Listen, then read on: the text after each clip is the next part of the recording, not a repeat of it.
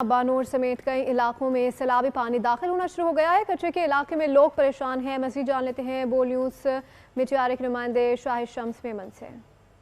इस वक्त डिस्ट्रिक्ट मटियारी में सूरत हाल जो है बंदों की पुश्तों की बहुत सारी ख़राब होती जा रही है, जिसमें भानोट है, हाला पुराना है, सेखाट है, खैबर है और मटियारी में यहाँ पर मुख्तलिफ जगहों पर जो है पुश्तें जो है कमज़ोर हो गई हैं। लोग खुले आसमान तले बैठे हैं। यहाँ पर एक नौजवान मौजूद है, ये बताइएगा पुश्तें कमज़ोर हैं? बिल्कुल सर, यहाँ पर बहुत ज़्यादा पुश्तें कमज़ोर हैं और यहाँ के बंद की हालत बहुत ज़्यादा ख़राब है।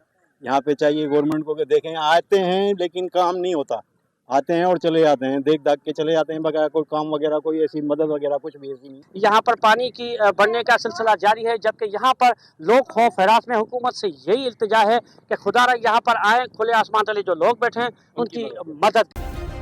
सब्सक्राइब करें और बेल दबाएं ताकि कोई खबर रह न जाए।